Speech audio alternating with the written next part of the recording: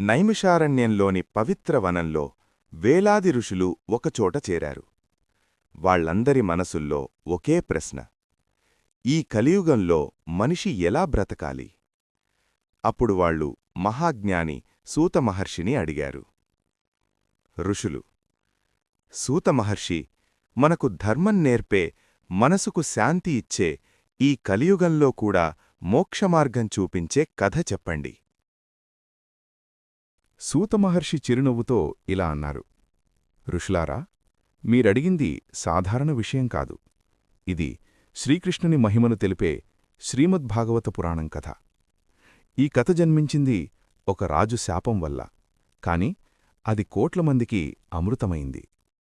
పరీక్షిత్ మహారాజు పాండవ వంశంలో పుట్టిన ధర్మరాజు.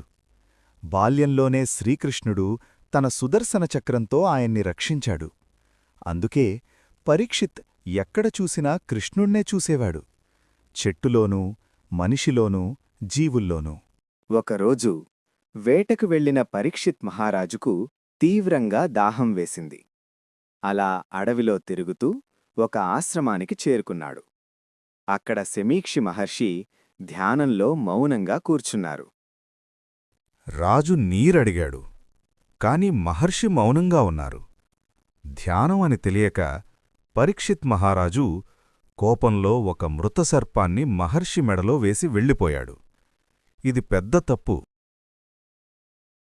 ఈ విషయం తెలిసిన మహర్షి కుమారుడు శృంగి తీవ్రంగా కోపించాడు.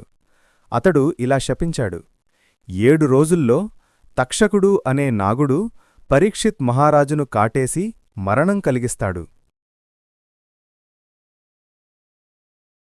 ఈ శాపం విషయం తెలిసిన పరీక్షిత్ మహారాజు భయపడలేదు, కోపపడలేదు. అతడన్నాడు: ఇది నా కర్మఫలం. ఇప్పుడు నాకు మిగిలింది భగవంతుడిని చేరడం మాత్రమే. రాజు తన రాజ్యాన్ని వదిలి గంగానదీ తీరానికి చేరాడు. 7 రోజులు మాత్రమే మిగిలాయి.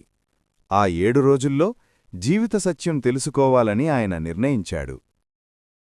అప్పుడు దిగంబరుడిగా, ప్రశాంతంగా, బ్రహ్మజ్ఞాని అయిన సుఖమహర్షి అక్కడికి వచ్చారు. పరీక్షిత్ మహారాజు ఆయన పాదాల వద్ద కూర్చుని అడిగాడు: స్వామీ, మరణం దగ్గర ఉన్న మనిషి ఏం వినాలి, ఏం గుర్తు చేసుకోవాలి? ఇక్కడే మొదలైంది శ్రీమద్భాగవత పురాణం. సుఖమహర్షి చెప్పిన శ్రీకృష్ణ కథ. ఎపిసోడ్ 3లో సుఖమహర్షి ఎందుకు మౌనంగా ఉండేవాడు, భాగవతం ఎందుకు అన్ని పురాణాల్లో గొప్పది. Do subscribe for more videos.